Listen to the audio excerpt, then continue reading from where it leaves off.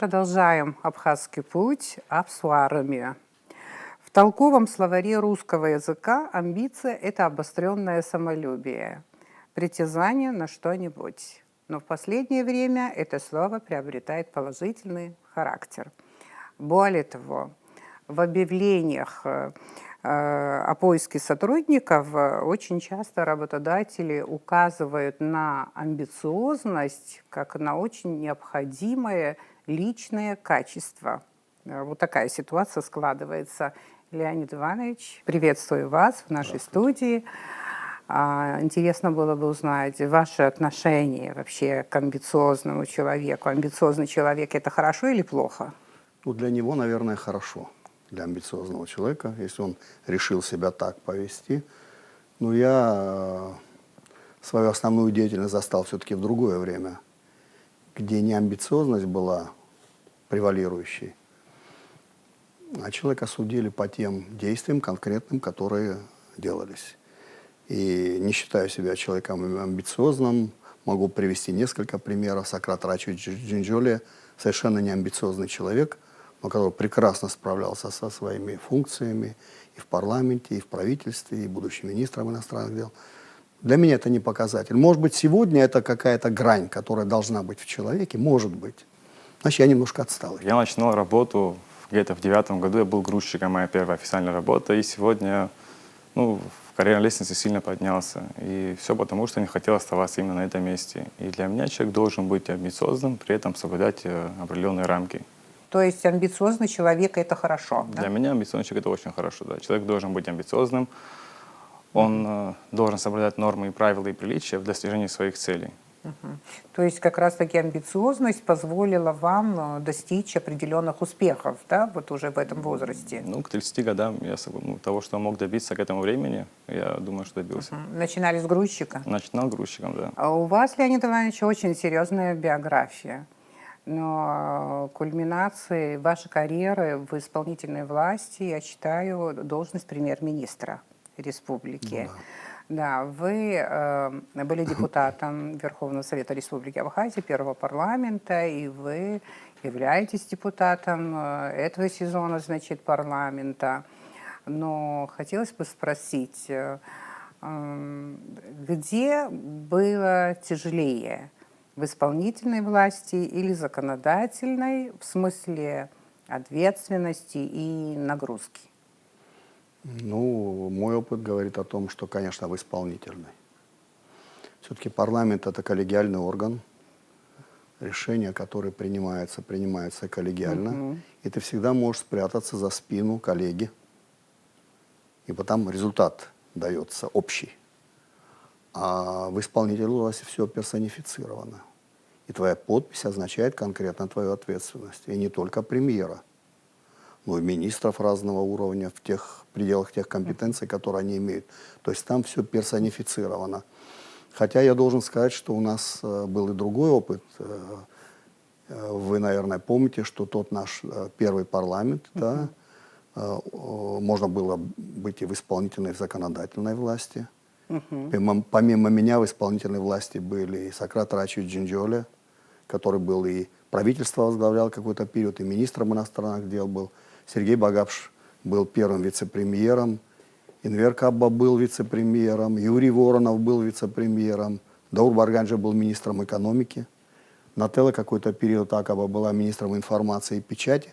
То есть... Но с принятием Конституции 1994 года это поменялось. Поменялось, но весь период, пока до 1996 года был парламент первый, этот постулат действовал. Так что я считаю, что в исполнительной власти гораздо сложнее. Парламент был избран 22 сентября 1991 года. Да.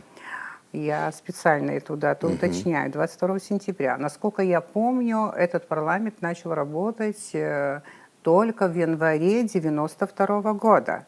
Все Значит, правильно. с января 1992 года до начала войны ваш парламент работал где-то полгода, может быть, чуть-чуть больше. Полгода работы вот в мирных условиях, но в условиях нараставшего политического противостояния и назревавшей войны. Вообще тут интересно складывается политический контекст.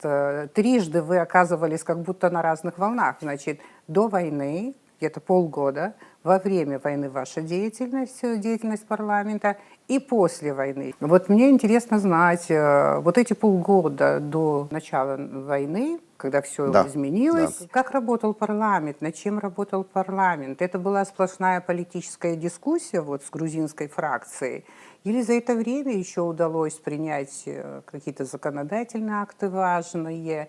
Вообще, давайте о первом парламенте, о его деятельности. Вот на что вы больше обратили бы внимание, особенно в плане законодательной деятельности, потому что в политике этот парламент показал себя, понятно, все об этом наверняка знают. А вот в плане законодательства... Не, ну шла и законодательная деятельность. Я сейчас могу вспомнить закон об иностранных инвестициях. Я был тем, кто готовил его. Он был принят в этот период. То есть не одной только политикой, но доминировала, конечно, политика. Леонид Иванович, это как интересно. Вот сейчас мы об инвестициях говорим много, но есть политические силы, которые вообще не хотят говорить об инвестициях. Почему в тот период, в самом начале нашего пути вы говорили об инвестициях? Я думаю, тем, кто говорит, что не надо инвестиций, надо просто знать историю. Историю развития страны, историю развития не только нашей страны и других стран, что такое иностранные инвестиции. Я думаю, надо реально понимать, что история страны не началась после победы 30 сентября 1993 года. Она имеет большой срок, и нацеленность была все-таки на построение государства, которое было бы привлекательно и вовне тоже. Но я хочу сказать, что, конечно, доминировала политическая составляющая. Но не вам говорить, мне сейчас, что за период это был, да? Не, но все равно это все интересно, потому что нас слушают зрители молодого поколения, Конечно. вот они должны это Конечно, знать. конечно. Да. Перед этим, если вы помните, принималось положение о Национальном банке. Тоже сколько было. Национальный банк далеко не был благоприятно воспринят. И тот же закон об иностранных инвестициях, все это блокировалось центром, которым являлся Тифлис в то время. Но мы знали, что мы делаем. Это было наше видение развития страны. Мы тоже оглядывались, То есть еще до учились. начала войны Конечно, вы уже конечно, ставили эти конечно, вопросы? Однозначно. Их ставила жизнь. Их надо было решать. Если ты строишь государство, да, сначала мы говорили о договорных отношениях и так далее, вы всю эту предысторию знаете, но тем не менее атрибуты государства, которые есть, они должны были быть.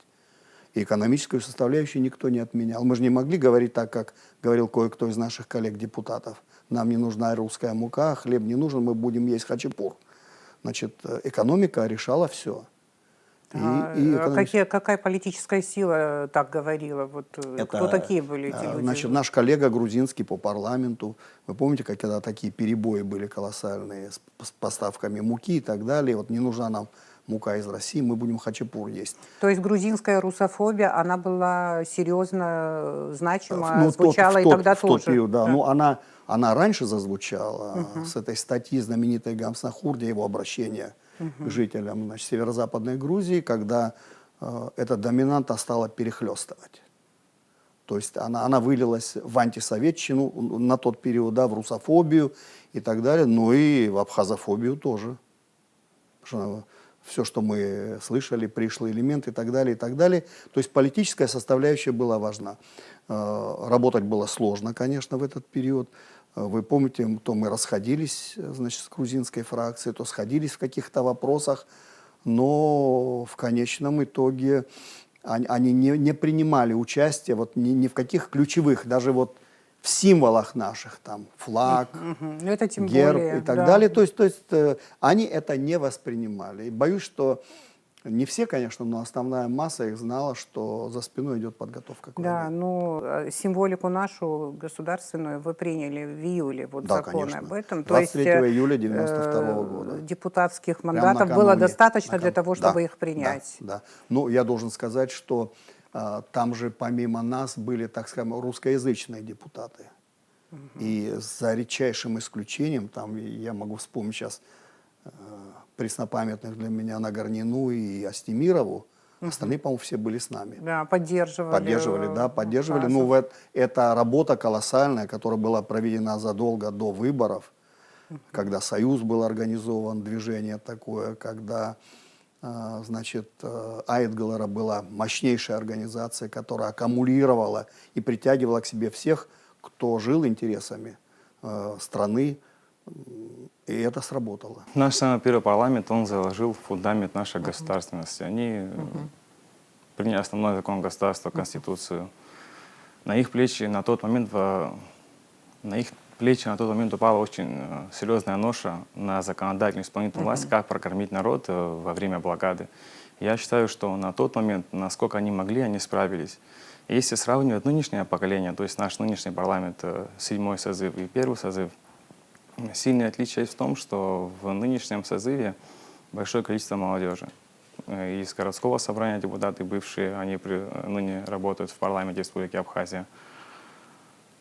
И это, с одной стороны, хорошо, потому что молодежь должна принимать опыт, она должна учиться. Задача нынешнего парламента — это сохранение нашей той независимости и сохранение нашего единства во всех сферах, которые были достигнуты ранее и который заложил фундамент первый парламент. Во время войны в основном парламент был сосредоточен на вопросах войны, на вопросах обороны. Или вообще законодательная деятельность, она могла быть продолжена в этих условиях? Нет, она не была большой, но тем не менее целый ряд законов. Я сейчас помню, что мы принимали закон, значит, о то, что сегодня называется СГБ. В тот период. То есть были моменты, которые требовали своего решения. Но в то же время я должен сказать, что больше тут уже была политическая составляющая в контексте войны. Ситуация была разная, ситуация была сложная по периодам и так далее, и так далее. Ну и была и другая работа. Я вот, значит, с ноября 93-го года почти до конца 92-го, почти до конца 93-го был исполняющим обязанности председателя правительства, значит, там были уже другие функции. Несмотря на то, что был членом Государственного комитета обороны, были вопросы, которые бы требовали безотлагательного решения. Это вопросы быта, это беженцы, которых было немало, их размещение, рассредоточение и так далее. Это вопросы, значит, привоза и продовольствия, отправки наших людей на лечение и так далее. То есть целый комплекс проблем, который просто надо было решать. И я хочу сказать, что это был, ну, для меня это, повторюсь опять, был самый хороший период жизни. Когда друг был друг, враг был враг, ты знал, что надо делать, работал очень быстро, оперативно. Это приносило пользу и удовлетворение. Ну, то есть это было время, когда не было вот такой политической деконсолидации, когда по политическим взглядам абхазский политический класс не был разделен. Не то, что он не был разделен, да. Я просто напомню сами выборы по той квоте, да, где 35 мест было у нас, значит, ну, отбирали-то лучших. Я не себя имею в виду в данном случае. Отбирали лучших.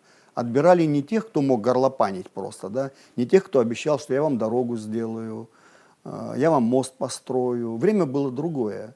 Другие критерии были. Надо было оппонировать оппонентам, при всем при том, что у них набор шел по-разному, но достаточно умных людей там тоже было достаточно.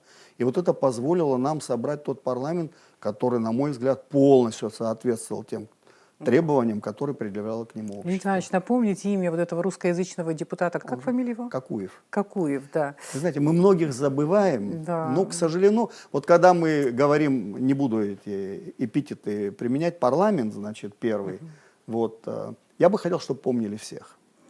Я бы хотел, чтобы помнили всех. Знаете, вот первую такую закалку, связанную с выборами, получила вот в связи с выборами в первый парламент. Объясню как. Вот я только приехала из Москвы после аспирантуры, начала работать в университете, и вот как раз началась избирательная кампания. Я не знаю, какие там были подробности, каким-то образом я руководила группой студентов, которые должны были агитировать. Но мы прошли такую школу, Нечто похожее я потом еще проделала в своей жизни один раз, когда я болела за Санера Гогуа. Это когда мы по-настоящему агитировали. Мы не оставили ни одной квартиры, ни одного дома.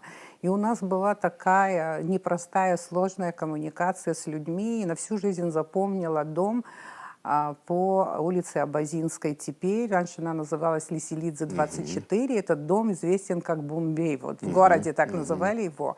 Но в этом высотном доме, в этом дворе я увидела вообще такую картину, такую жизнь, которую, наверное, можно узнать только вот через кино. Очень интересно, но я к чему говорю, мы вот на самом деле за этот парламент просто воевали, скажем вот так вот, и молодежь тогда работала консолидированно и очень хорошо. Мне кажется, в сегодняшней ситуации это невозможно. То есть 35 мест, и надо было их районировать, так сказать, по территории Абхазии. И происходило то, что сегодня я не могу представить, что, например, я баллотировался по Гаграм, да, работал там, со мной все ясно и понятно, значит. Юрий Николаевич Воронов баллотировался в Пицунде. Олег Угварамия, который не был гагарцем, баллотировался на Бзыбе. Энвер Асаевич Кабба по Чимчирам шел. То есть сегодня это невозможно представить. Сегодня другая ситуация, тебе скажут, извините, вы не гагарский, и вы здесь не должны. То есть время требовало других решений. Время требовало вывода личностей, которые могли оппонировать в этой борьбе, которая шла и которая только усиливалась. Вот в этом было то, что позволило нам, на мой взгляд, создать такой парламент, в котором были выдающиеся люди. Я честно говорю, для меня это была колоссальная школа, вот, потому что тот же Владислав Ардзенба, и тот же Воронов, и тот же Багапш, да, и Станислав Лакоба, и Нателла Акаба, Анкваб. Но были люди, Сократ Джинджоле, понимаете, я вот иногда так мысленно представлял, и иногда не попадал в десятку. Хотя мог сам себя ставить куда угодно. Вот такой уровень был подготовленности. Я горжусь, что я был членом этого парламента. Да, но сейчас в наше время уровень подготовленности не определяет абсолютно, будешь ты в парламенте или нет. Это играет иногда. Это бывает очень редко. Сейчас уже другие критерии. Я думаю, это мировая тенденция. Да, другие Глядя критерии. на Анну Лену Бербок, мне кажется, что наши поумнее. Я не потому, что критикую, а потому что мы понимаем, что другая реальность Конечно, уже сложилась. абсолютно Мы тогда другая. жили Абсолютно в другая. других условиях, и мы понимали, что этот дамоклов меч, который висел над нами, он висел над всеми, не над конкретными там личностями или политическими силами.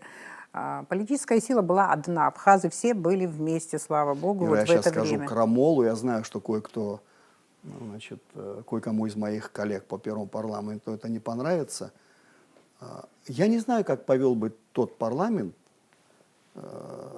проецированный на другую жизнь.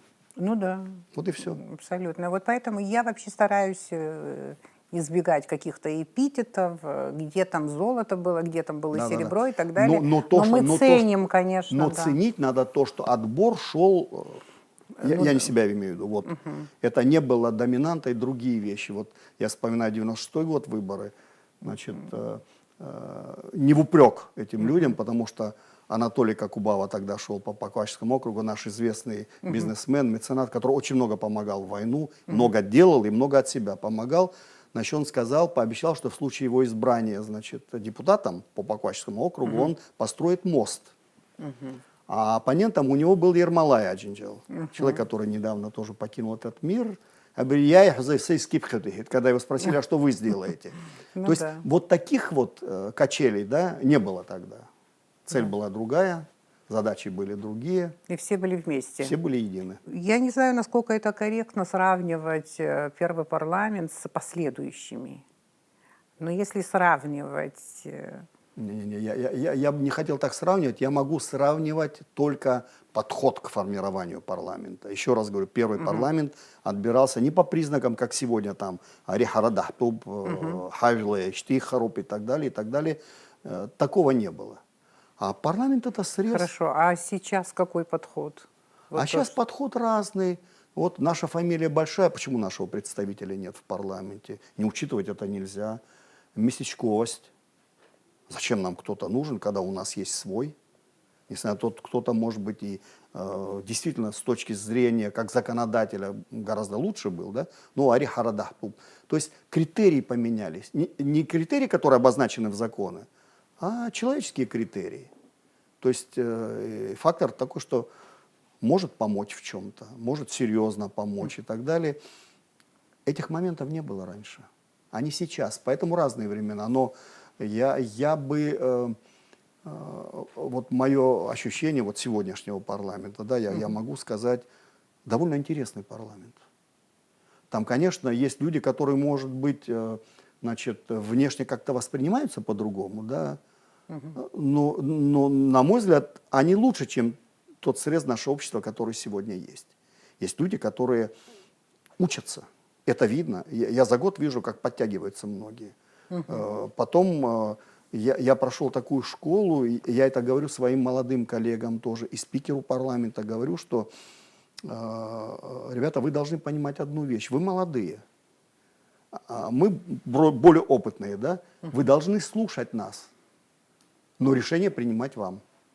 Потому что если бы мы в период начала войны слушались исключительно тех, кто был опытен, я думаю, сложилось бы многое по-другому. Я по ходу пытаюсь что-то анализировать, над этим не особенно, может, я думала, но вот получается, что в тех условиях, как представитель, в общем-то, нашего национально-освободительного движения, таким я считаю Айтгылара вот того Конечно. периода, да, вот лучшие представители нашей интеллигенции, Да, в основном да, процентов да, 90, да. наверное, если не больше, Да. они оказались тогда в парламенте, и они вели на высоком уровне политическую борьбу, политическую дискуссию. А что касается молодежи, о которой вы говорите, когда настало время защищать Родину, они с оружием в руках начали это делать. Нет, я не только это имею в виду, Да. я имею в виду в том же парламенте. Молодые сравнительно, ну, на фоне таких гигантов, как Озган, там, Кабба, вот Вова Миканба, который активно работал с парламентом и так далее, ну, все были гораздо моложе. Не было того опыта, который был у них. Но опыт подразумевает и другое. Опыт подчас, ну, как бы страховку какую-то подразумевает. Вот я вот это имею в виду. И поэтому я считаю, что я могу в каких-то вопросах не быть солидарен с той позицией, которая принимается. Я свои опасения выскажу.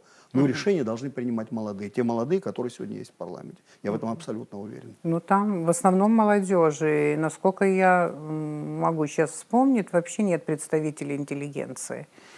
И, Вы знаете, Ира... по-моему, туда интеллигенция больше и не попадет. Можно я повредничаю? Ну, когда я сравниваю интеллигенцию, ту, Нужно. которая была, и ту, которая сегодня у нас интеллигенция, это наша проблема, это наш бич, в том числе и мой бич, что за все эти годы все по-другому сложилось. У нас были мастодонты, извините, в этой интеллигенции. Благодаря им и мы росли тоже. Сегодня немножко другие. Конечно, есть очень интересные люди. Но время-то, на мой взгляд, какое-то очень странное. Время больше тиктоковское. И интеллигенция, вот как она раньше нашими мозгами правила, да, мне кажется, она сейчас сама как-то отходит. Вот у меня такое чувство, что она должна быть немножко агрессивной в этом плане. В плане подачи идей, задач и так далее. Вот, ну, как была та интеллигенция. Не, ну там произошел определенный разрыв в преемственности. Там вот в интеллигенции вот наши вот настоящие вот зубры, да, вот кто наукой на самом деле занимался, конечно. этих людей практически уже нет. Ну, в силу если разных даже причин. остались, ну вот Да, единицы просто, везде, в каждой области, наверное, по одному, по два человека. Ирина, везде. А ты посмотри, старейшин. Ну, сегодня, мне скоро будет 77 лет. Вот я старейшина, да, в том понятии. Я даже себе представить не могу, что я могу себя к этому числу относить. А были люди в 65 лет, они были старейшины. По сути, по духу, по поведению, по опыту жизненному. То есть разрыв пошел. Ну, наверное, нужны годы, может быть, лет 10, не меньше, да, чтобы там какая-то прослойка очень интеллектуальная. И для нас это будет, конечно, большим подъемом. Вот какая-то прослойка там все же должна появиться. И очень важно, что мы сейчас вот сделаем, прямо сейчас, Я согласен, для того, чтобы это но я произошло. считаю другое. Интеллигенция не должна отойти назад. Вот даже в той ситуации, когда вот, ну, я сейчас не хочу обижать кого-то, мы кое-кого поддерживали из интеллигенции, но не получилось им пройти в парламент. Значит, они не должны отойти в сторону. Они должны быть рядом с парламентом. Они должны нам генерировать те идеи, которые, чтобы не только депутаты парламента вот думали, а что надо делать. Но есть интеллигенция наша, у которой потенциал видения развития страны, я считаю, намного лучше у тех, кто настоящих интеллигентов, которые впитали в себя вот все то, что Апсуару подразумевает, в хорошем смысле слова этого, потому что разные сейчас оттенки идут. И, может быть, наша вина, что мы не привлекаем ее. Вы депутат городского собрания, Сухумского городского собрания. Кстати, вот очень активно молодежь стремится в собрания, особенно в Сухумское городское собрание. Заработной платы там нет. Денег оттуда как-то взять тоже, наверное, таких лазеек, такого механизма нет, если я все правильно понимаю. Вы депутат этого собрания. Скажите, вот для вас, для Инала Тужба, что эта деятельность дает? У меня было большое количество свободного времени, помимо моей работы. Я давно хотел помогать своему округу, жителям нашей страны, нашего города в частности. И я считаю, что это площадка, на которой я могу помогать людям. То есть я могу доносить голос народа в администрации нашей.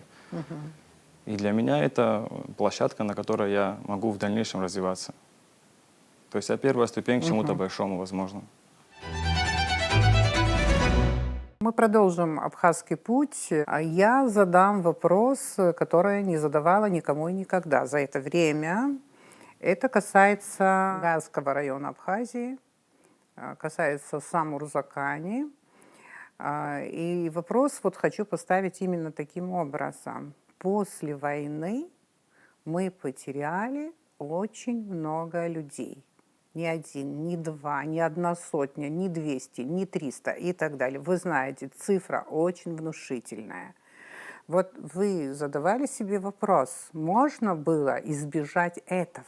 Можно было. Я думаю, можно было, анализируя вот то, что имеем сейчас. Я вчера на заседании парламента, когда решался вопрос о возможности поменять фамилию самурзаханцам на абхазскую, традиционную, со сменой, естественно, национальности и так далее, вспомнил то, что было 30 сентября 1993 года, в День Победы. Значит, Важил Ильич Заранди, я возглавлял, я был ИО премьера. На самом деле, председатель правительства, как вы знаете, был он, но в силу разных причин во время войны он не мог это исполнять. Вот он в танковой колонне, которая шла на Ингур, дошел до Ингура. Где-то в середину затесался на своей этой черной «Волге». Значит, и потом возвращался обратно. И вот вечером, значит, в кабинете у Владислава Арзенба, вот он поднялся и говорит, я ехал обратно, смотрю, идут две женщины.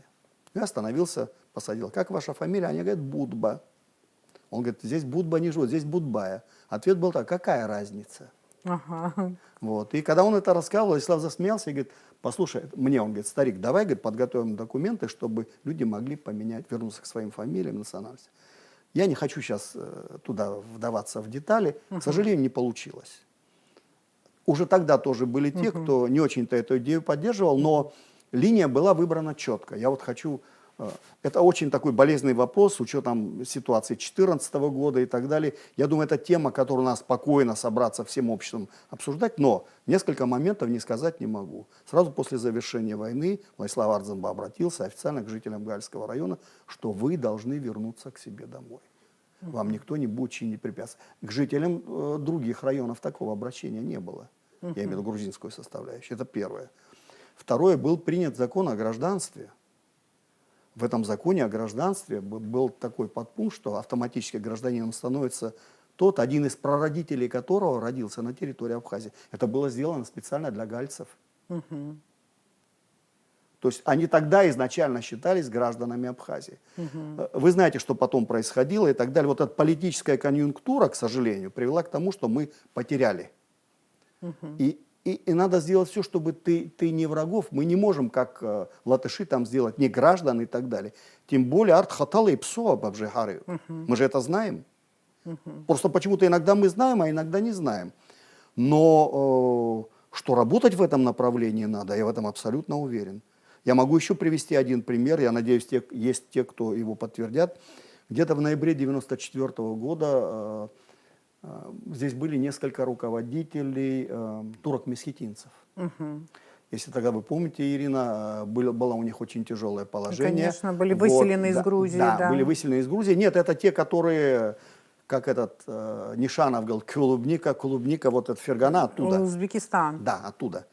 Значит, они вот мыкались в Краснодарском крае, потом, значит, часть из них смогли американцы к себе забрать.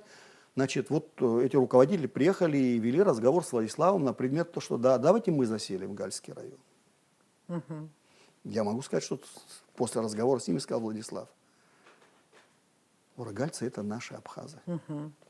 Ну да. Мы должны работать над тем, чтобы они вернулись к тому, что... Я много могу говорить, потому что больше меня, наверное, никто не ездил в Гальский район тогда. Была возможность все это сделать по-другому. И была готовность.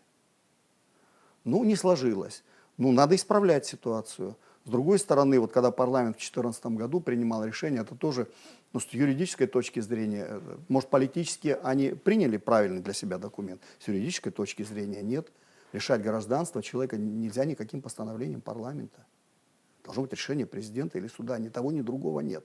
Если довести до логического конца, надо было уже действовать по-другому. Но, на мой взгляд, вчера парламент принял два очень важных закона, которые открывают нам путь к тому, чтобы интегрировать это население именно сюда, к нам.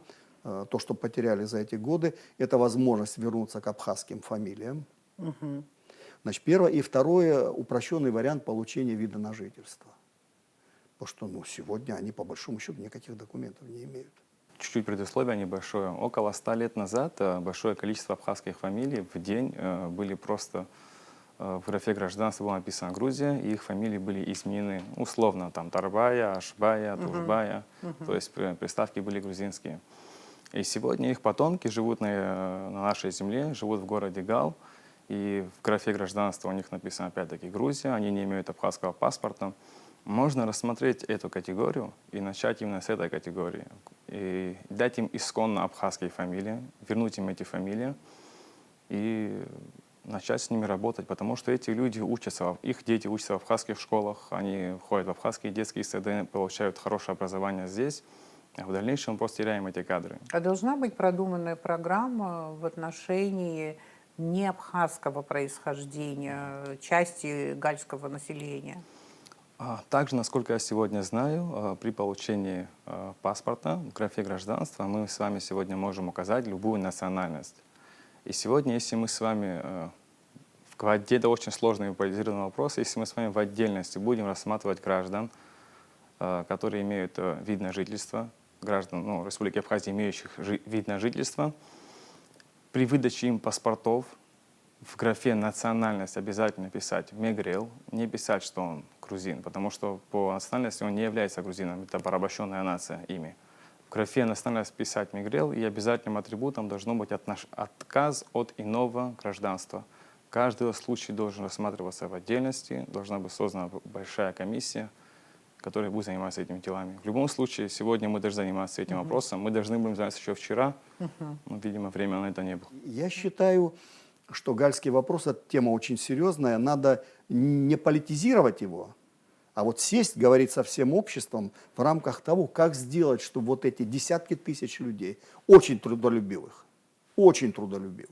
работали на благо Абхазии. Ну, мне кажется, что работа в этом направлении, прежде всего, она должна быть сфокусирована в парламенте, Потому что после того, что произошло в Абхазии в 2014 году, до 2014 года, вот Да. первые выборы, помните, которые выиграл Сергей Васильевич Багапш и так далее, мне кажется, ни один президент, ни один лидер нашей страны не захочет вот так вот на себя это взвалить, потому что когда ты начнешь открыто, смело решать эту проблему в соответствии там, с какими-то нормами и так припомнят. далее, тебе скажут, что ты Абсолютно предатель согласен. и так далее. Вообще, Абсолютно согласен. да, вот в Абхазии есть политические силы, которые давно уже монополизировали патриотизм, и Ну да. они уничтожат любого человека. Елена, Да. ну есть и подвижки, я их вижу. Инициатором закона по, значит, возвращению к историческим фамилиям, одним из инициаторов является Канкварча. Тот, кто в 2014 году себя вел совсем по-другому в гальском Но вопросе. скажите, разве Валерий Ремевич, отец как Да. раз Кана Валерьевича, он разве не инициировал, парламент принял? А, Это вот, э, это одно, Это новая версия, потому что новая, тогда были да. изъяны. Да. Были изъяны, которые, я не хочу всю эту историю поднимать, но они действительно были изъяны. Эта версия отработана. Но с правовой точки зрения это сделано более Да, профессионально, более скажем так. профессионально. Конечно, практика покажет, насколько все так. Значит, и второй момент – это, значит, вот возможность получить вид на жительство сроком на 10 лет. Я просто не хочу углубляться, но Да. положение, когда человек получил на 5 лет вид на жительство, и дальше он никто опять, это вот реальная наша. Долгий процесс, наверное, долгий. Значит, человек, который поменяет национальность свою, да, но есть те, которые сегодня готовы поменять и мыслят уже по-другому, да, но это требуется время. Смогли же они за не очень-то большой период абхазов сделать мигрелами? Смогли. Ну да. Нам это, наверное, тяжелее немножко в силу разных причин, но делать это нужно. Еще раз повторюсь, гальский вопрос очень сложный.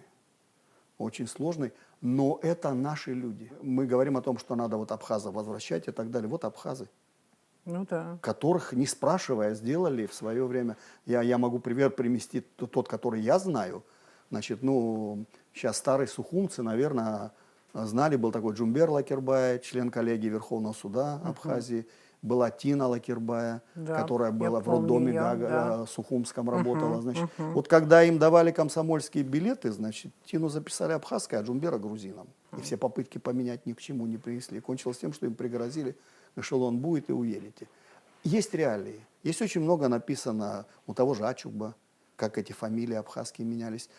Если мы хотим, я вот лично Мы свое скажу, долго раскачиваемся в решении этой у проблемы. нас влезла политика. Да, да. А этот процесс шел, я помню, как перед выборами 2004 года было обращение к гальцам, что если вы поддержите такого-то, вот вы Ну да. подтвердите, что вот они не поддержали такого-то, и оттуда начались проблемы. Я, наверное, не могу быть истинной в последней инстанции, да, но многие вещи, у меня многие документы есть.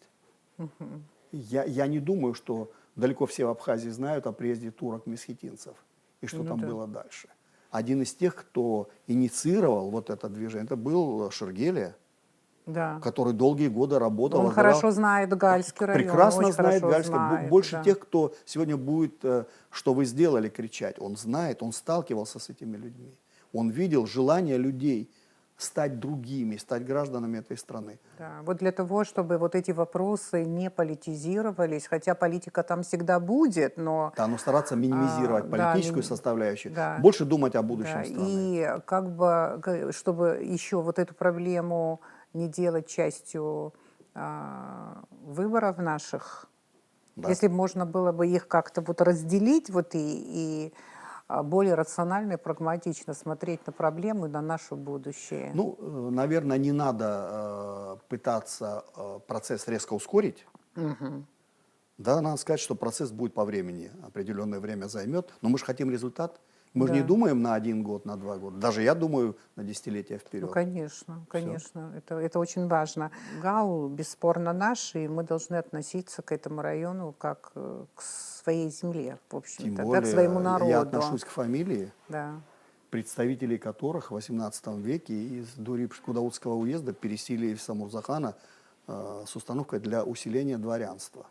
Насколько я понимаю, очень много вот именно бзыбских фамилий, да, гудаутских, да, много Да, они ассимилировались, Конечно. но именно в Самурзакане, в Кальском Да, районе. Это связано с разными этапами Разные, истории конечно, нашей и да, так далее. Но, да, да. и, кстати, вот аристократические наши, дворянские, княжеские фамилии тоже, насколько я знаю, там сохранились даже больше. Гал был приграничной зоной. Он и сегодня остается приграничной зоной с государством, ну, с нашим основным врагом, назовем их так.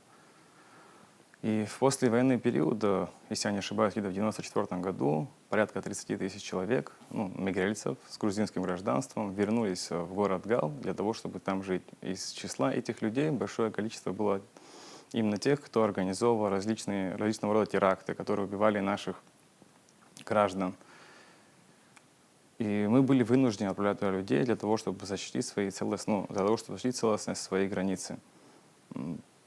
По-другому, конечно, должно было быть, мы должны были сохранить тех людей, которые, к сожалению, погибли в этом регионе. Насколько мне известно, в 1998 году у нас даже была 6-дневная война, которая длилась с мая 20 по мая 26.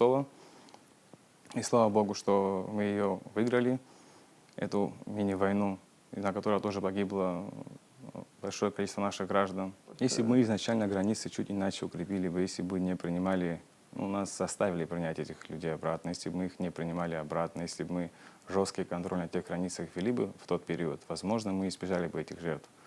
Просто тогда были чуть другие моменты, народ, голод в стране, нужно было чуть о другом думать. Очень часто в социальных сетях, вот я читаю, что пишут грузины.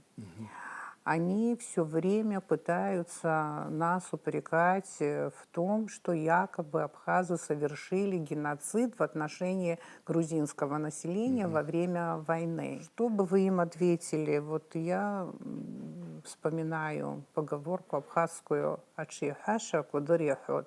О своем геноциде, кстати, мы говорим, записываем, снимаем, очень много у нас фактов и так далее, да. Но вот тем, кто так говорит, что вы совершили геноцид, что бы вы им сказали, этим грузинам? Если с точки зрения юридической, да, эта попытка была у них. У нас приезжала целая миссия ООН, работала после войны и не нашла никаких признаков геноцида. Это есть документ. Нравится он грузинам, не нравится, он есть. Это был 93-й год, где-то, по-моему, октябрь месяц. Октябрь-ноябрь 93-го года. Тогда прокуратура Грузии, вот такой талмуд, фолиант целый, значит, там закованные покрышками сожженные люди, ну, человек 20, я помню, по Гаграм, я помню, что они были живы, то есть много было фальсификаций. Но комиссия изучала, ООНовская действительно изучала, и они сказали, что были факты нарушения прав человека как с одной, так и с другой стороны. Но это война. Но никакого геноцида грузинского народа не было. А вот с той стороны, извините меня, когда вошли сюда войска, На кого оккупированной убивали? территории, что Кого они убивали? вытворяли. Кого Да, убивали? да. Убивали в первую очередь У нас абхазов. есть все факты, Конечно. да, и все факты. Конечно. Они опубликованы, у нас есть и видео, и все, и очевидцев. Ну, я не хочу обидеть нацию грузинскую, она такая театрализованная нация. Вот театральность, многим из них кажется, что они на сцене находятся. Вот на сцене они преуспели. И вот эта подача такая, геноцид, там, зверство и так далее. Ну, понимаете как? Есть реальные факты. Я еще раз повторюсь, есть реальные факты. И надо понимать одно, не полезли бы они сюда, не было бы ничего. Ну, понятно. Первоисточник, Да. вот он там. Вот, А покаяния я не слышу. Вот самое вопиющее такое вот обвинение вот в связи с геноцидом, якобы, который был, о котором они говорят, вот несуществующий абсолютно факт о том, что вот во время войны в Гаграх чеченцы, добровольцы якобы играли в футбол головами. Вот, Ира, вы попали в точку. но это просто, знаете, вот меня каждый раз это вот очень просто, ну не знаю, так возмущает до каждой клетки, наверное. Я говорю, слушайте, скажите, кто вот это был пострадавший, хоть одного человека, назовите фамилию, назовите имя. Значит, эти обвинения были. Значит, и если вы помните, у нас тогда была большая делегация Организации непредставленных наций и народов. да. Вот Марджори Фаррер была, вот помощница одного из американских конгрессменов и так далее.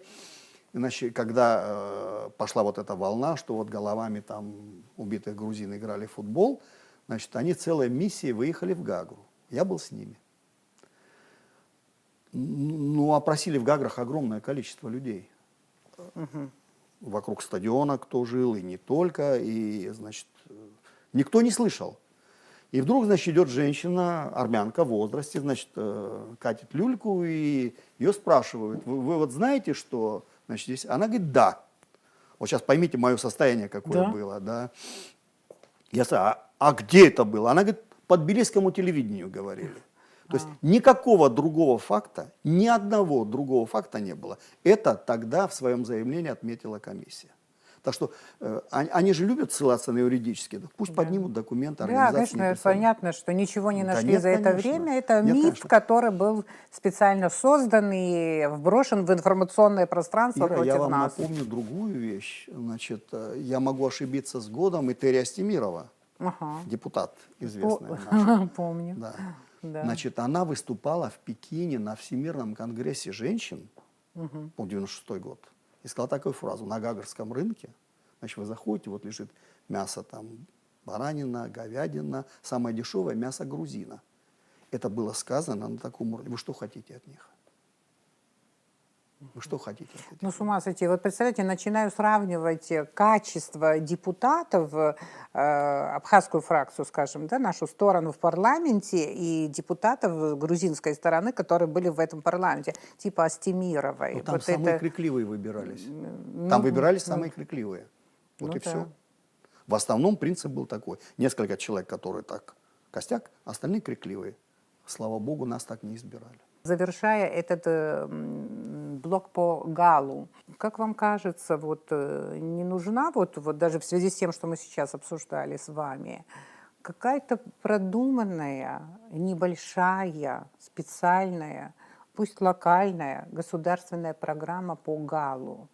Когда мы говорим о программах, мы начинаем, программу надо делать долго, надо делать много там, и так далее, специалистов не хватает, денег не хватает. Не так вот. Пусть это будет несколько тезисов.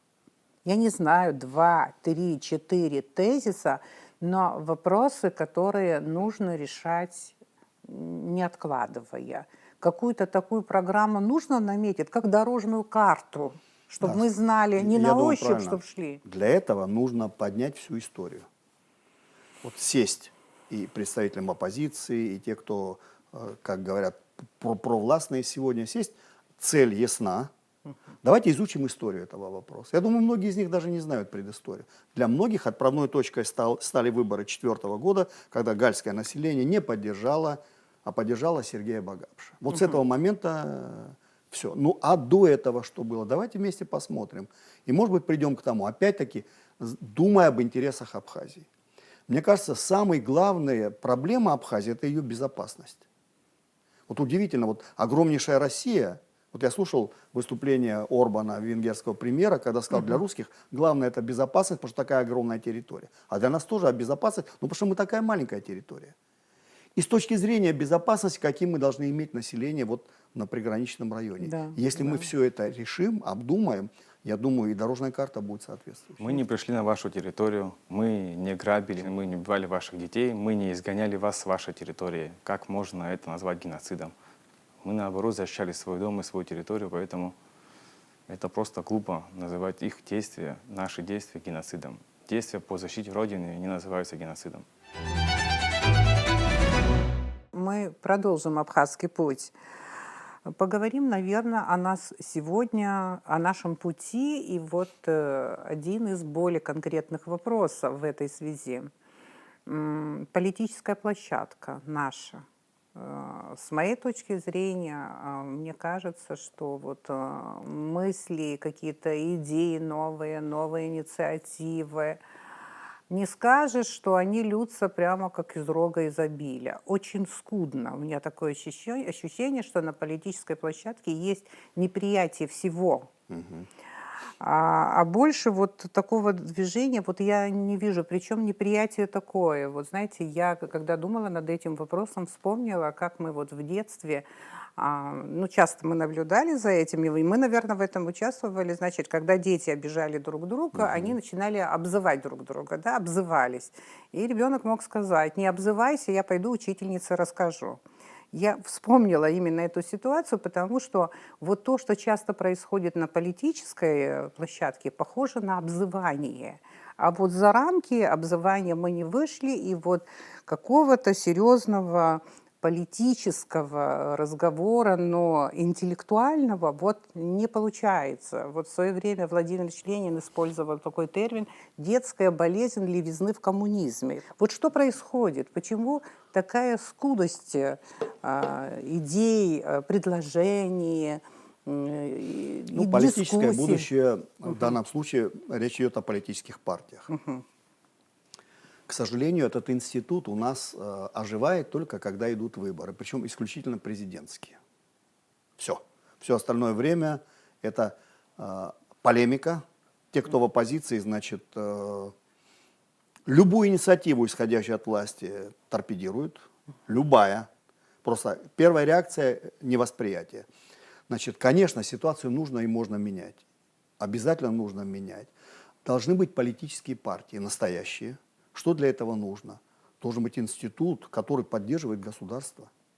Это одно. И вторая, я думаю, задача парламента. Мне бы очень хотелось, чтобы наш парламент принял новую версию закона о выборах хотя бы парламента, где бы смешанная система была, хотя бы половина мест в этот парламент, наделяя округа и так далее, шли по партийным спискам. Вот тогда ситуация поменяется, я в этом абсолютно уверен. Вот тогда можно будет решать многие вопросы, в том числе и национальное представительство и так далее, потому что партия будет заинтересована иметь достойных людей, независимо какой национальности. Мне кажется, тут большой минус. И предложения такие были. Виталий Габни озвучил, вот его партия озвучила эту идею, что выборы должны быть по смешанной системе. Мне кажется, это будет шаг такой. Второй вариант, закон о политических партиях должен подразумевать и помощь этим партиям. Они не должны быть партиями какого-то мецената там и так далее. Государство должно быть заинтересовано в том, чтобы были политические партии. Тогда многие дискуссии, многое полемика должна уйти на это поле. А сегодня у нас просто, оппозиция более-менее активна, вся активность выражается в невосприятии того, что происходит, а правительственной партии просто не существует. Ну, у нас создаются, как вы ранее сказали, некие общественные организации, да, их большое количество. Если эти общественные организации будут вести активную работу, в дальнейшем эта же организация может стать большой политической партией, если их работа будет правильной, если работа будет их активной. Вот. А как должны создаваться большие общественные партии или нужны ли они нам? Мы не настолько большое общество. Сегодня у нас живет в стране около более 200 тысяч, 245 тысяч, вроде бы, из последней переписи, да? На мой взгляд, нам нужны две противоборствующие силы, и этого будет достаточно. Две партии. Две То есть партии. Двухпартийная система. Да. Вы говорите, что нам нужна двухпартийная Нам не система. нужно. Такие ученые, как вот Острогорский и так далее, которые изучали вот эти политические процессы в глобальном смысле и так далее, вот у кого-то из них, возможно, Острогорский, возможно, другой кто-то, да, вот они где-то в начале 20 века писали, да, и наблюдали вот за партиями. Тогда шло становление политических партий, но в Европе началось гораздо раньше, но в России в начале века очень много политических партий было создано и так далее. И вот они говорили о том, что возможно, что в некоторых странах, в некоторых обществах партийная система не будет такой вот, как европейская, что не будет вот таких вот на постоянной основе работающих, функционирующих политических партий. Возможно, что будут объединения политические создаваться накануне выборов, они добились своей цели, они будут рассыпаться и так далее, что возможно и такая модель развития политических сил, политических объединений. Но я не знаю, такое ли вот у нас будет в будущем, но вот сегодня то, что наблюдается, на это очень похоже. Начнем с политических партий. Да? У нас их большое количество партий, общественных организаций, там Амцахара, Арва, Абхазское народное движение, если кого-то забыл, извините. Плюс много производных от этих партий, общественных различных организаций. сказать, что у всех нет идей, ну, на мой взгляд, тоже это не так, потому что есть очень часто, когда идет смена власти одной на другой, звучат такие лозунги о передаче, о частичной передаче власти от президента к парламенту. На мой взгляд, эта идея, она и сегодня звучит, и звучала ранее, она тоже должна в дальнейшем реализовываться. То есть сегодня мы часто говорим о том, что нам не нравится тот или иной кабинет министров. Тогда почему бы не сделать так, чтобы президент присылал в парламент, чтобы премьер прислал в парламент определенные фамилии на должность, а уже парламент в дальнейшем их назначал. Это первое. Плюс еще то, что мне в оппозиции последнее слышал, по-моему, от АТНД это звучало о том, что оптимизация кадров, упразднение различных должностей. Очень часто мы слышим, что наш госаппарат раздут, и есть определенные идеи, как его уменьшить. А то, что касается оскорблений, если я не ошибаюсь, Сергей Васильевич Багапчта как-то был задан такой вопрос, и он сказал, что оппозиция всегда нужна. Самое главное, чтобы я не могу точно сказать, что он сказал, но смысл был в том, что оппозиция всегда нужна, и самое главное не оскорблять друг друга, а говорить все по факту. И зачем мне такой народ, который будет идти слепо за одним президентом? То есть нужна определенная разность мнений всегда, но конструктивная. Я своим вопросом Да. абсолютно не хочу подвергнуть ревизии необходимости существования оппозиции в обществе. Мы, конечно, живем в демократическом обществе, оппозиция будет, да. И когда я говорю о новых каких-то инициативах, идеях и так далее, я, наверное, больше имею в виду даже качество политической элиты. Всегда важно, кто говорит и как говорит. Вот это очень важно. Я когда смотрю на лидеров западных, да, сегодняшних, я просто в шоке. Там Шольц, Макрон, тот же Сунак и так далее. Ну, просто катастрофа. Да, когда их сравнивают с предыдущими лидерами, какие глыбы были. стояли. Какие глыбы стояли. Естественно, это мямли, другого слова просто нет. Либо это шустрики, которые пытаются заскочить везде. Наверное, это тенденция общая. Да, мы Я все не должны знаю. переболеть этим. Да, мы все должны переболеть. Но болезнь Германии это одно, там унижение Штайнмайера, который 40 минут простоял там на трапе самолета, ожидая тех, кто его принимал в Катаре, это одно. Но для нас, извините, вопросы другие важны. Речь идет о фактическом выживании нашем. Потому что вот эта внутренняя полемика, даже не полемика, она не полемика, вот это внутреннее противостояние наше, оно, я не слышу, что кому-то дает какие-то надежды на то, что ситуацию можно поменять. Я когда вот в пылу этой полемики слышу, как кое-кто говорит о том, что вот примительно к этой базе в Ачимчирах, да, что сейчас военно-морская, что Ялах, Убри, значит, откуда вы взяли, что грузины на нас собираются нападать? У них нет такого. Я думаю, может, у нас кто-то в Абхазии заключил договор с грузинами, о котором мы не знаем. То есть там много аспектов. Вот это как раз поле для политических партий. Ну, Леонид Иванович, вы меня подвели к очень важному вопросу. Я вообще собиралась это задавать. Это действительно в Абхазии есть какие-то реально враждебные силы в отношении России, какие-то антироссийские, или это что-то другое? Я тоже задаюсь этим вопросом, у меня ответа стопроцентного нет. Ну, конечно, если крайность взять, да, русофобию, она есть на бытовом уровне, проскальзывает. Она бывает иногда в интернете. Но я бы не стал обращать внимание на вот эти вот вещи. Я говорю немножко о другом. Вот для меня есть две важнейшие даты в становлении сегодняшней Абхазии. Первая – это наша победа в войне. Победа именно наша. И все последовавшие затем события говорили о том, что мы победили вопреки. Грузинам ясно вопреки, ну и тому же российскому руководству, которое тогда было, вопреки им победили. Потому что последний план освобождения Сухума был сделан исключительно нашими специалистами. Мы победили вопреки, это доминанта. Но извините, если бы в 2008 году не признала нас Российская Федерация, где бы мы были сейчас? Вот тут этот вопрос, который я задаю всем. Я могу понять молодежь, которая этого может не знать. Но ребята, которые прошли войну, прошли все это, и сегодня говорят, отправная точка – это наша победа. Я считаю, нет. Если бы не было нашего признания, нас бы не было в этом мире сегодняшнем, нас бы никто не оставил. И я хочу, я настаиваю на этом, должна быть благодарность за тот шаг, который предприняла тогда Россия. У нас благодарность стала скоропортящимся продуктом. Многие почему-то, я думаю, не задумываясь, позволяют себя вести так, как будто они вот входят там в пятерку лидирующих стран мира. Мы же признанная страна, мы должны себя вести вот только так, и никто и ничто, и мы никому ничем не обязаны. Обязаны.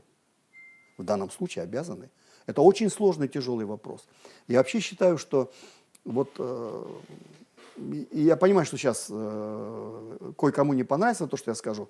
Значит, я был в руководстве до 2014 года. У нас не было таких проблем с Российской Федерацией, которые возникают сейчас. Не было таких проблем. Было очень интересное взаимоотношение. Я позволял себе говорить такие вещи, что вот маленькая пиндюра Абхазия и огромная Россия говорят на равных. Потом кто-то постарался, и там тоже, значит, доказать, что мы такие же банановые, как и все. Последовала цепь событий. Сегодня есть вопросы, которые мы не воспринимаем с российской точки зрения постановки.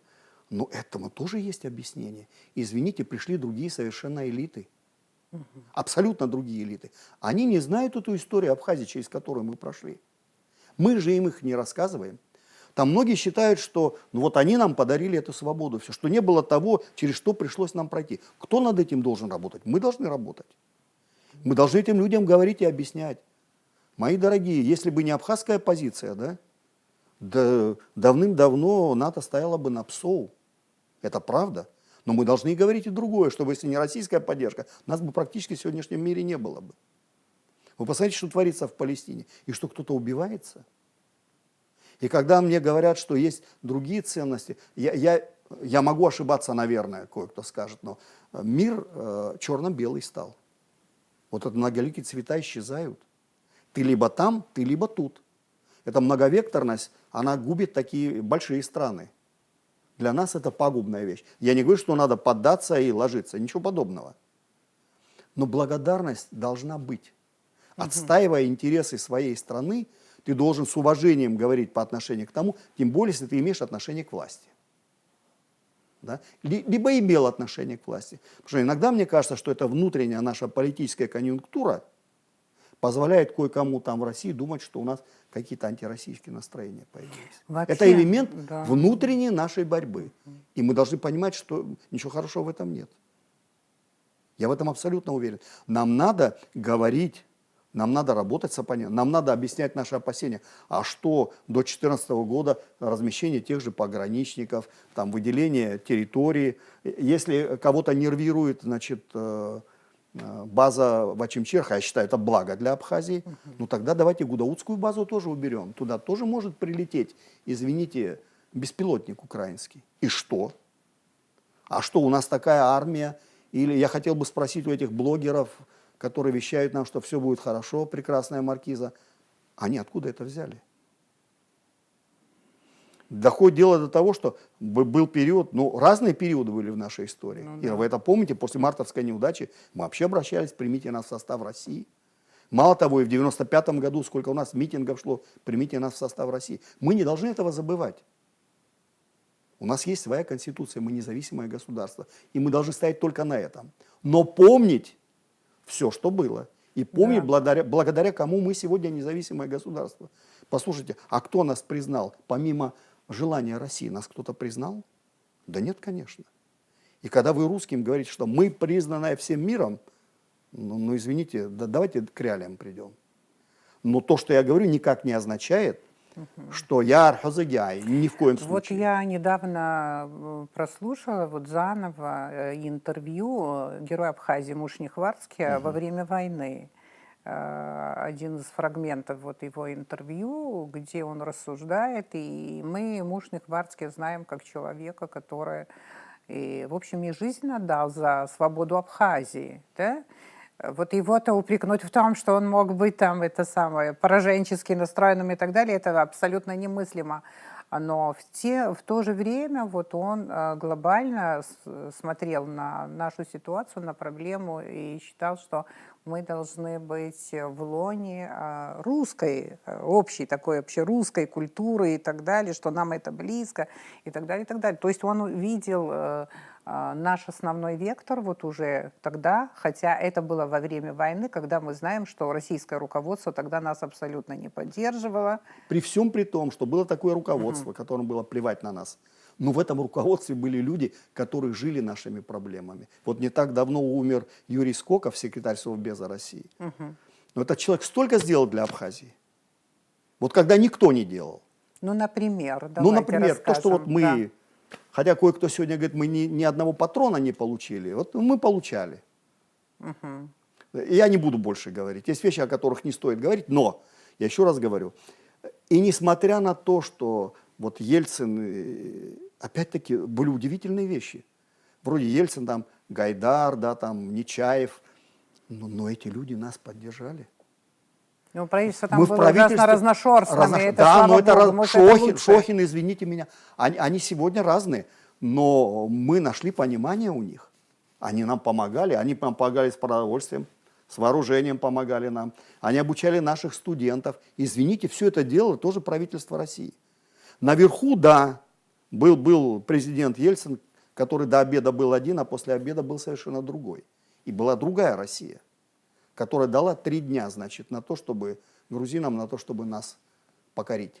Это То было. есть вот от того, что мы будем говорить честно Конечно. и Конечно. справедливо, Конечно. надо думать, что мы не потеряем в этом, ничего не потеряем, наоборот, наверное, приобретем и... Честно, справедливо и да. достойно себя вести. Достойно. Достойно. То есть говорить, что, ребят, извините, но вы не знаете нашу историю. Но спекулировать этим все время тоже нельзя. Вот понимаете как, 30 лет прошло.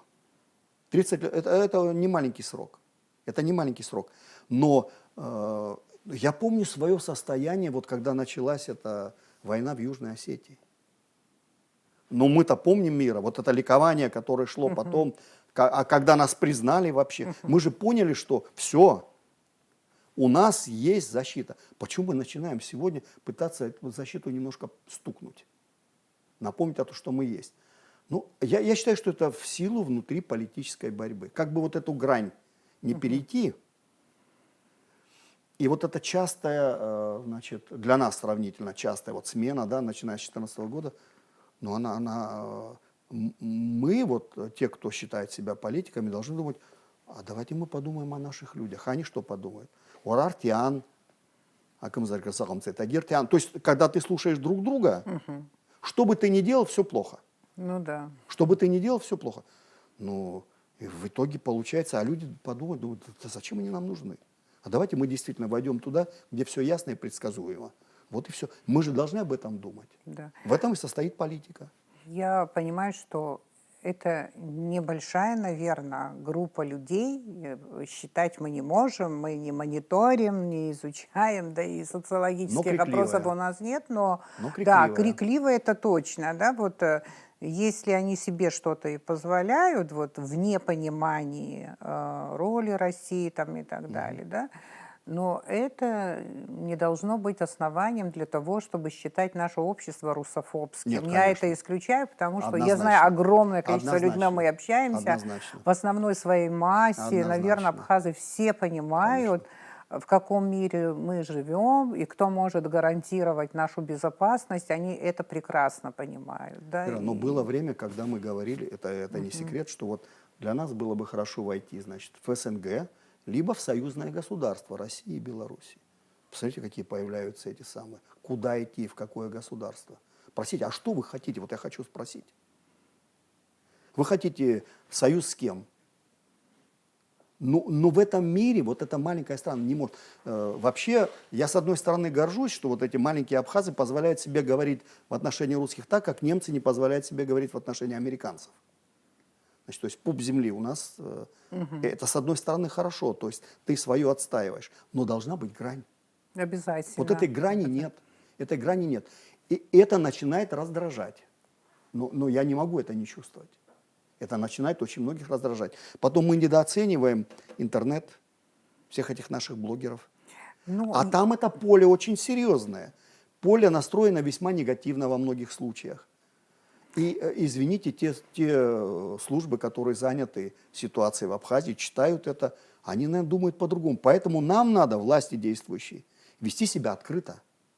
Вести себя открыто. Не давать никакого повода для каких-то домыслов. Вот я вам честно говорю, что если мы поймем, что отношение к России не может и не должно быть элементом внутриполитической борьбы, ситуация улучшится. Она просто улучшится. Это одна составляющая. А вторая, да, надо вести себя с достоинством, но понимать, что достоинство твое зиждется на этой основе. Основа Российской Федерации. Но другого нет сегодня. Я его не вижу. Если кто-то видит, пусть объявит кто. да, вот люди, которые сейчас говорят, вот что такое союзное государство, что там за параметры там и так далее, вот и видят в этом какое-то возможное в будущем ущемление суверенитета Абхазии и так далее. Люди, которые так говорят, ну, наверное, есть люди, которые искренне Конечно. хотят понять, что это такое Но вообще. это хорошо, что они спрашивают. Это спрашивают хорошо. Это очень хорошо. Да. Другое дело, что очень многие могут говорить об этом только потому, что они сейчас не у власти. И вот я надеюсь, что когда Россия мониторит, я думаю, что есть такие структуры, которые мониторят социальные сети, да, вот Да, к наш сожалению. абхазский контент, вот они мониторят, они должны понимать, что как только местами оппозиция и власть поменяются, начинается другая риторика. Ну, не Да. совсем так, не всегда так, но я хочу сказать одну вещь очень серьезную, да. Еще раз говорю, мы всегда, да, мы должны руководствоваться своими интересами. Это хорошо, что возникают вопросы. Плохо было бы, если, как мы тогда собирались десятками тысяч на площади и кричали: «Россия, возьми нас в свой состав». Не задумываясь, потому что жизнь была ужасной, да.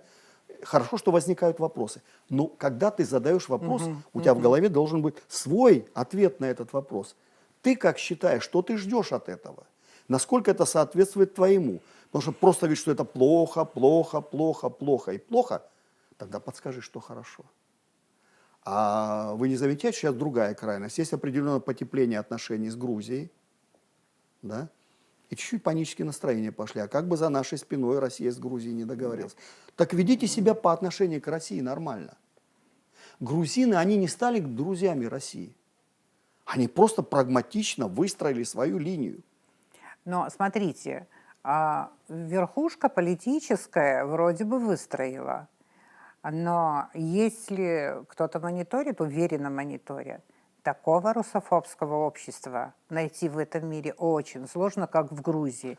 Очень русофобское. Чисто экономический прагматизм, ничего другого. Другого ничего там нет. За эти годы там воспитано поколение, для которых Россия – это враг. Все. Да, Но русофобия. экономика, Жуть. кушать-то хочется. Ты не знаешь, куда девать твои продукты. Она никому не нужна, по большому счету. Есть российский рынок. Вот это, то есть взаимосвязь политика и экономика, а у нас только политика. Вот когда мы поймем, что это все взаимосвязано, вы знаете, насколько уменьшилась российская помощь по инвестициям. Ну, этому есть объяснение. Я вообще не удивился, если бы сначала СВО они сказали: извините, нам деньги нужны на другие дела. И вообще ничего не давали бы. Тогда у меня возникает вопрос всем тем, кто кричит: мы сами по себе. А если перестанут получать те надбавки, которые получают врачи, учителя и так далее, силовики наши, что будет с нашей страной? Ну почему нельзя? Я понимаю, что когда простой человек, не знающий этой подноготной, может задавать себе вопрос. Но когда это говорят те, кто знает, послушайте, а вы на что рассчитываете? Вы что считаете, что педагог будет жить на 5000 сегодня? Он и так нехорошо живет. Если его лишить всего этого, да?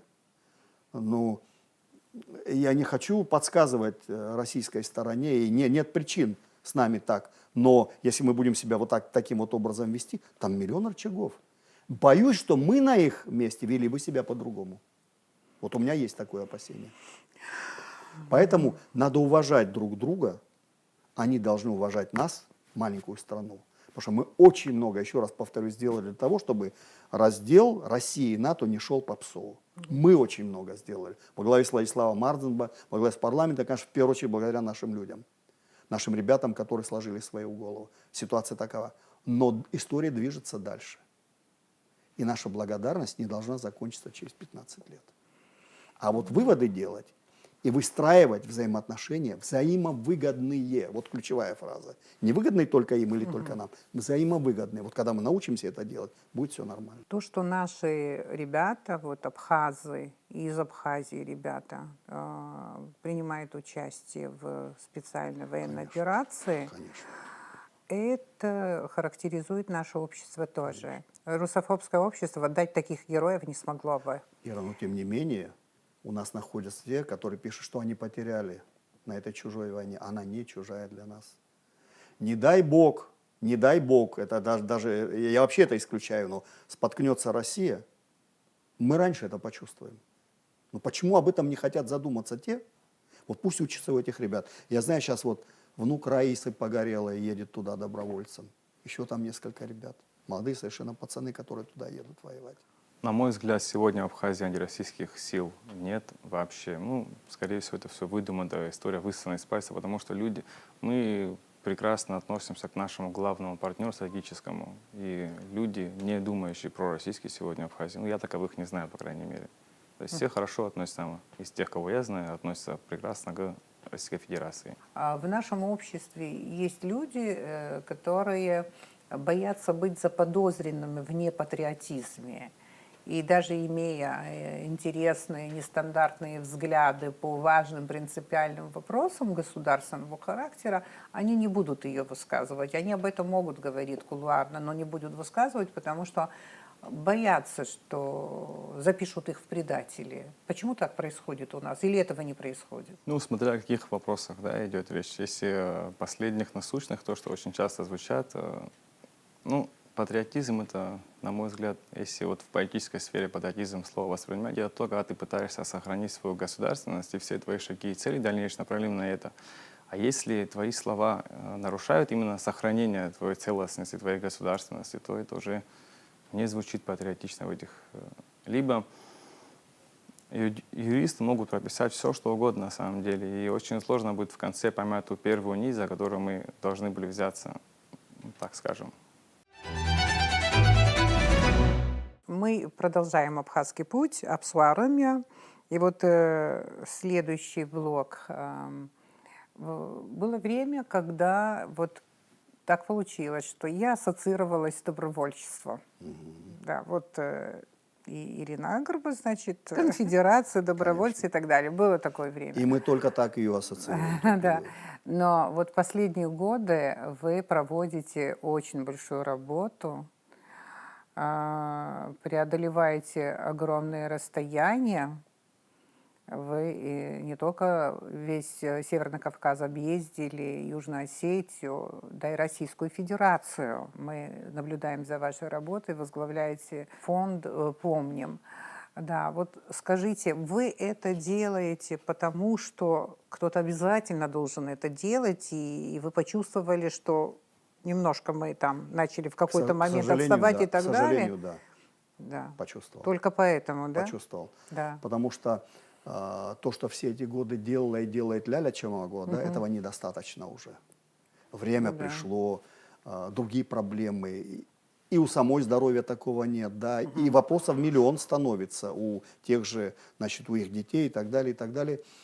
И, дай бог, чтобы я ошибся, мне показалось, что мы как-то эту тему стали забывать.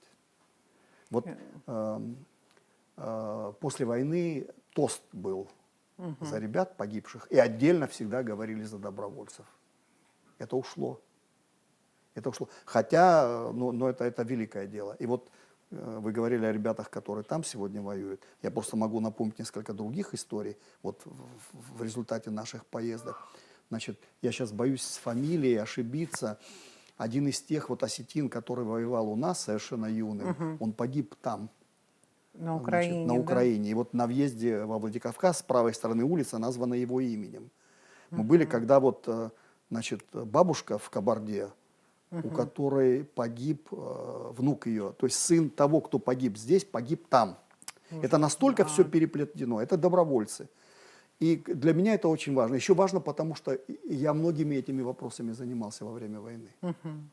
Если вы помните, ваш штаб и наше правительство, мы были Рядом, совсем рядом. рядом. И я очень рад, что я очень многих помню, ребят, добровольцев, которые приходили, заходили, которым всегда помогал, и обязан был помогать. Значит, вот это осталось. И мне показалось, что как-то вот уходит это внимание, то, которого они в большей степени достойны, я постарался его восполнить. Мы немножко расширили рамки, да, вышли за пределы, значит, Северного Кавказа, пошли дальше, у нас еще там Смоленск, Питер и так далее, и так далее. Я вообще очень хочу другое сделать. К сожалению, из-за состояния здоровья родителей тоже в возрасте, да, не получилось, но приехать, например, в тот же Смоленск, где живут родители погибшего героя Абхазии, вот чтобы они рассказали, вот что подвинуло его приехать сюда. Ну да. А его боевые друзья здесь рассказали, как этот герой себя проявил. Понимаете, вот это была бы история, которая и многих в России бы по-другому перевернула.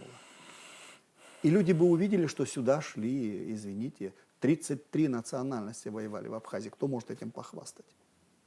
Вот вы говорили об интеллигенции, я уже устал это говорить, еще раз повторюсь. К сожалению, у нас нет работы, которая могла бы воспроизвести, что это было на самом деле. Ну как это через перевал шли чеченцы, священнослужитель наш, Саша Бардадым, светский человек, одновременно. Это невозможно себе представить ни в какой И другой ни войне. один наш враг, скажем, нигде, ни в одной стране мира не сможет доказать, что они были наемниками. Конечно. Хоть, чтобы Конечно. хотя бы один человек, Конечно. чтобы он был наемником. Конечно. Вот этого доказать Конечно. никто не сможет. Конечно. Это были настоящие Конечно. добровольцы. Конечно. Поэтому вечная им слава и дай Бог долгих лет жизни тем, кто жив. Огромный почет и уважение добровольцам.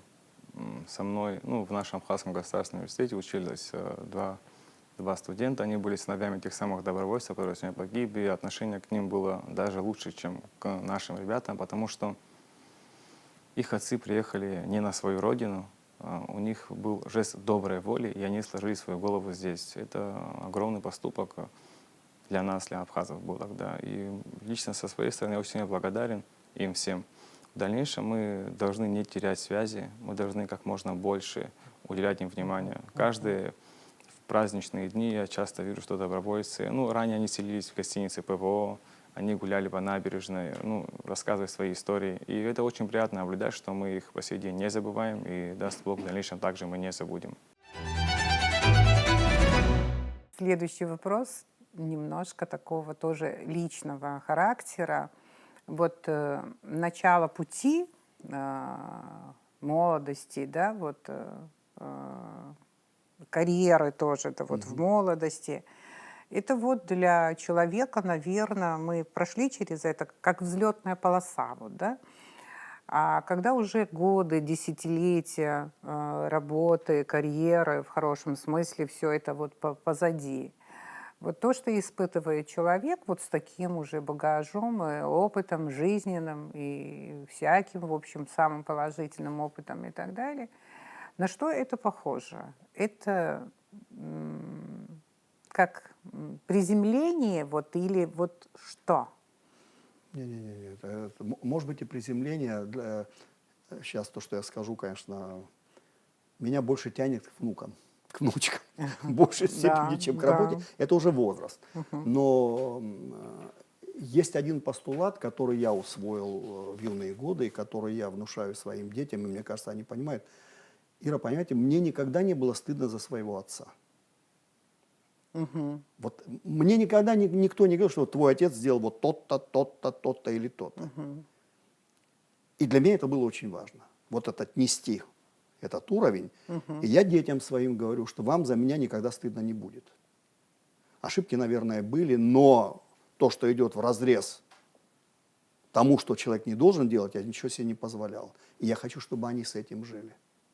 Вот тогда все будет по-другому. Когда ты будешь оценивать с другой точки зрения. Наверное, сейчас скажу чуть-чуть такую крамольную вещь, но тут есть еще и фамильная. Вы понимаете, я принадлежу к фамилии, которой не надо себя поднимать. Рекламировать, пиарить, да? Надо не уронить то, что есть. Вот Да. то, что я был премьером, это как бы в моей карьере это высший уровень, да?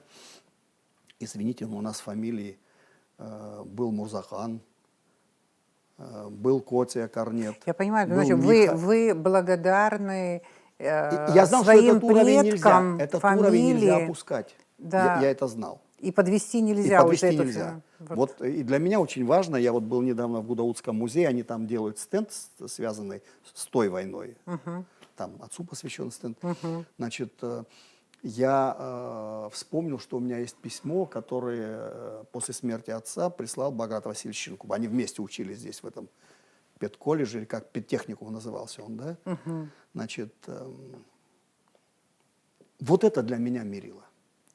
То, что там написано, я бы, конечно, очень хотел, когда я отойду, чтобы кто-то мне, моим детям сказал бы, что вот у тебя был такой отец. Вот для меня главный критерий. Я пока на взлетной полосе. Пока в самом начале своего пути образ жизни веду сильно активный. Мне нравится постоянно чем-то заниматься и помимо своей работы, и проводить время также с друзьями.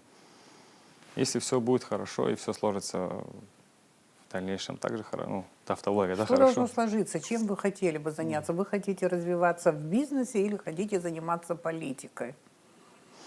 Ну, до конца для себя еще просто я не могу ответа найти, потому что как таковым бизнесом своим личным я пока ни разу еще не занимался. И это все наемничество, по сути, по сегодняшний день идет.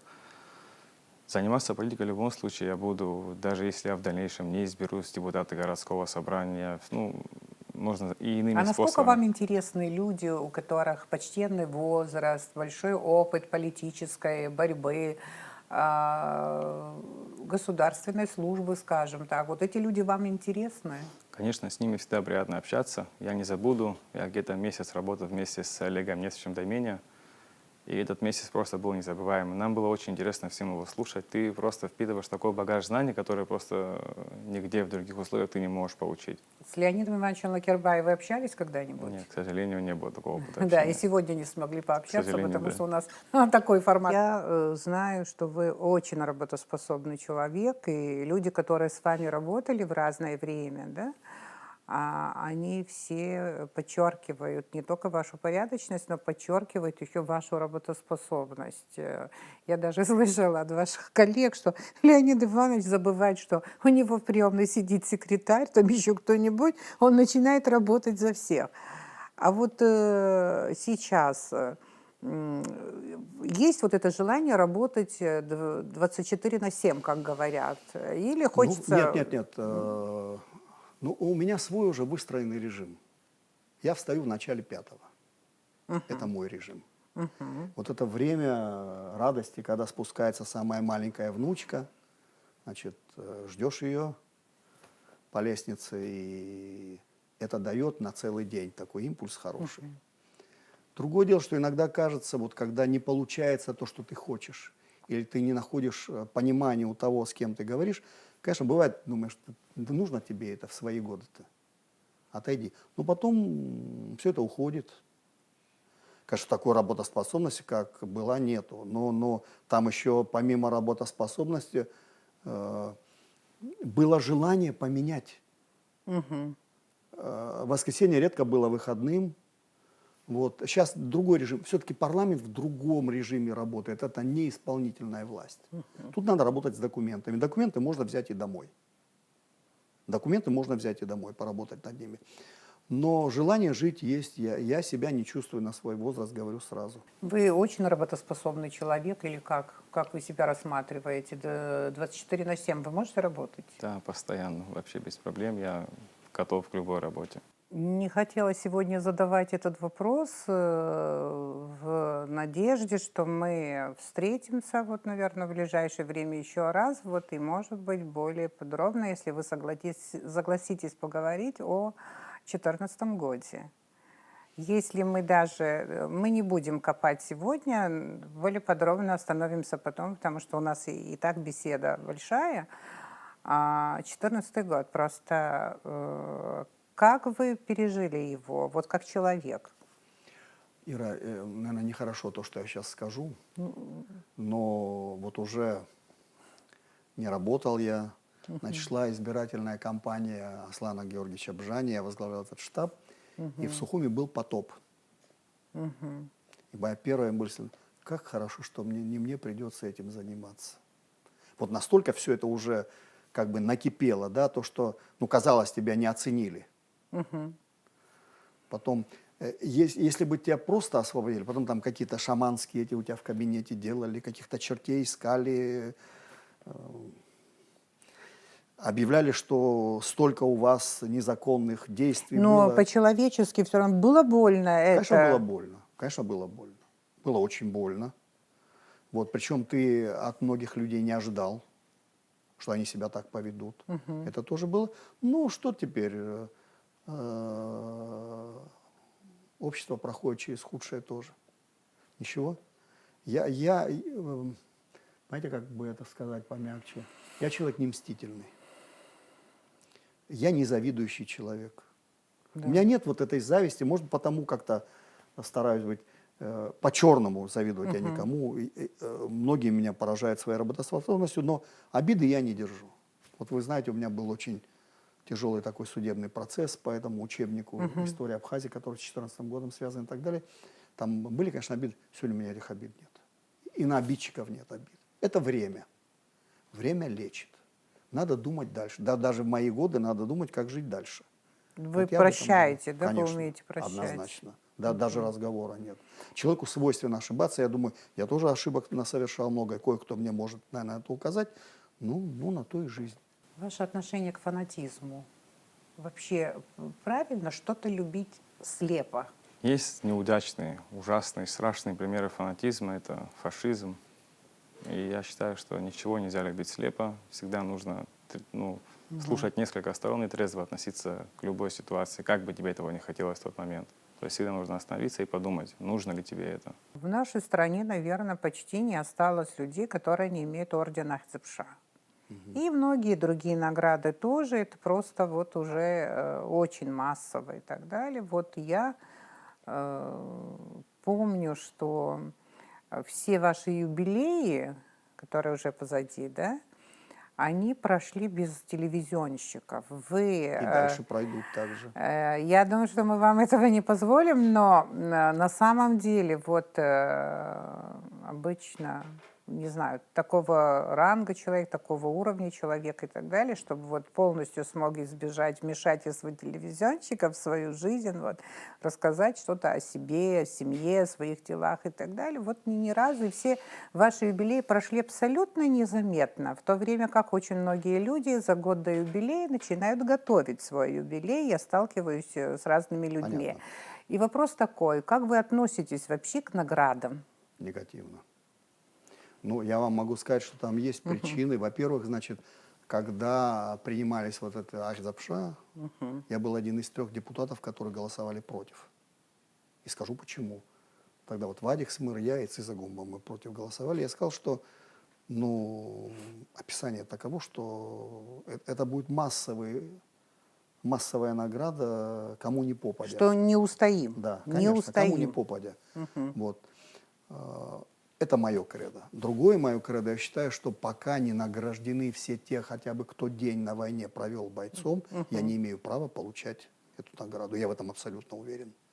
И, конечно же, вот в 7 году, значит, сколько мне было, 60 лет, Сергей Васильевич издал даже указ о награждении, я к нему зашел и сказал, что извините.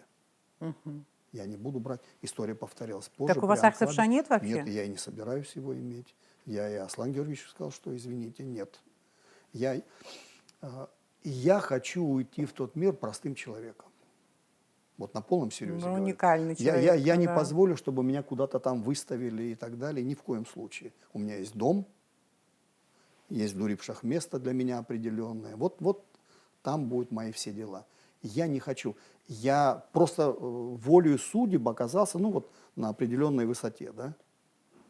Я уже познал, что это такое. То есть, не будучи амбициозным, Нет. судьба вас повела по этой дороге. Да, я ездил по Москве, когда эскорт шел впереди, значит, разгоняли машины впереди идущие. И после этого, после 14 года, садился в маршрутку и спокойно ехал. Я прекрасно ориентируюсь в московском метро. Нет тут никаких проблем. Я просто хочу сказать, что я такой же обычный, как и все. Не амбициозный человек. Не амбициозный совершенно. Вот у меня есть сосед, Славик Оторба. Для меня это такой вот пример. Ира, у него вырезанный кишечник был в 89 году, он отбарабанил всю войну. Он с первых дней здесь был, ранен был в танке, вылечился, прошел всю войну. Этот человек, вот он имеет за отвагу, да, я считаю, он должен быть достоин большей награды. Но он из таких, вот мы одной крови в этом плане, когда тут многие суетились и даже незаслуженно, ему это не надо. Для него ценно то, что он получил тогда, когда хоронили отца. Ну, отец тоже определенные заслуги имел, конечно. Значит, я помню, как у нас была полемика, почему его не выставить в Гудаутском доме культуры. Я знаю, что отец этого не хотел. Не так давно у меня брат в Гаграх умер, который много для этого города сделал, значит, и тоже изначально было нас Дома никуда выставлять. покоился. Дома. Там, где наши корни, вот туда. Поэтому я не считаю, что... Вот с другой стороны, мне обидно, что многие ребята, которые в войну себя проявили, не награждены так, как должны были. То есть их командиры, ну, в силу разных причин, кто-то скромничал и так далее, не представляли их так, как надо, а кто-то шустрый, вот амбициозный, как вы говорите, тогда была амбициозность тоже, подсуетился и других наградил. Но это реалии, они есть. А чтобы не было сомнений, лучше не иметь. Я считаю, что награда должна сама найти человека. Человек не должен бегать за какими-то наградами. Такой небольшой могу привести пример. Когда мой отец был жив, его представили к награде ордена Леона, и он, пока был жив, он награду это не забрал.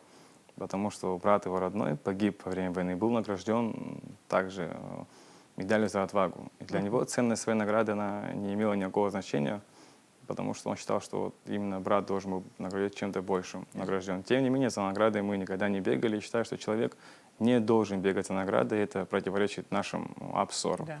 Как Но я, минимум. правда, не хотела бы это применять вот к военным наградам за военные успехи или достижения, заслуги, вернее, людей. Вообще всех надо, наверное, отмечать. Это очень важно, чтобы никто не был абсолютно пропущен, забыть и так далее. Когда я говорю о наградах, больше имею нашу мирскую жизнь, там, Ахтябша и так далее. Любому человеку приятно, когда тебя поощряют, если ты этого заслужил. Но бегать за этим всем, я не отношусь к такому категории людей. Хорошо. Я все равно поняла, что вы не против наград. Хорошо.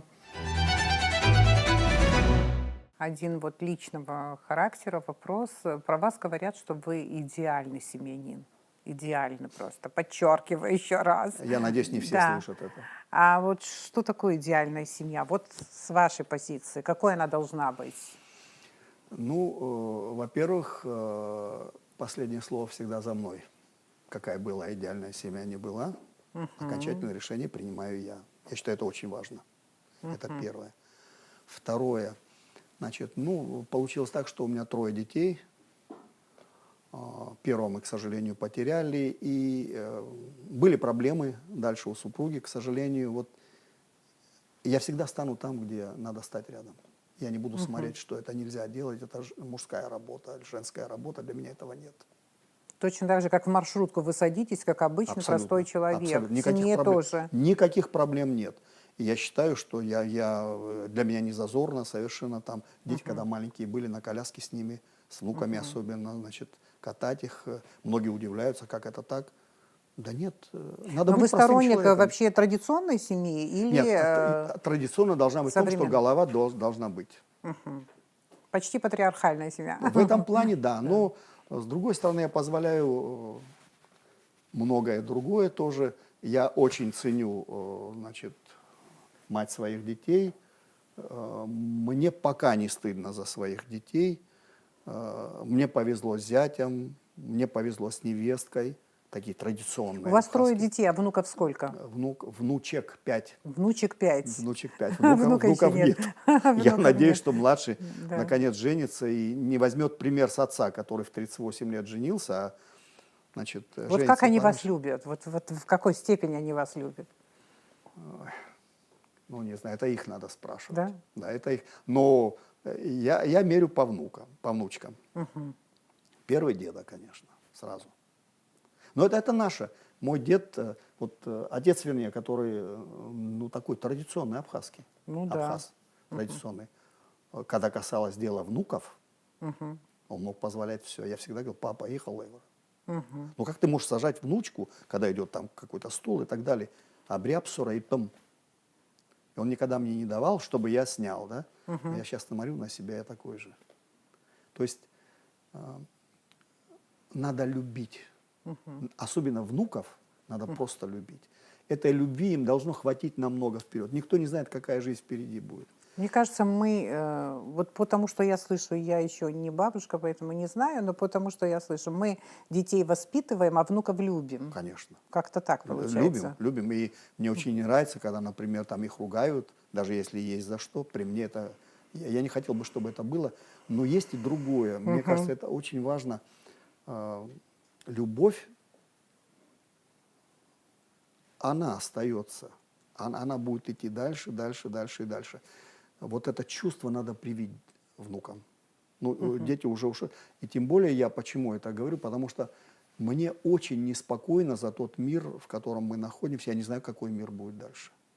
Вот мы всегда говорили, да, что нам выпала нелегкая судьба. У меня отец умер в 95-м году. Значит, и вот в 97-м получилось так, что я впервые в жизни отметил свой день рождения. Мне было 50 лет. И когда за отца поднимали тост, я сказал, что отец был счастливым человеком. Он прошел ту войну и увидел победу в этой войне. После этого ушел, да? Никто не знает, что ждет впереди следующее поколение. Мир-то стал хуже. Ну, идеальная абхазская семья, если говорить количественно, это мама, папа, бабушка, дедушка, дети.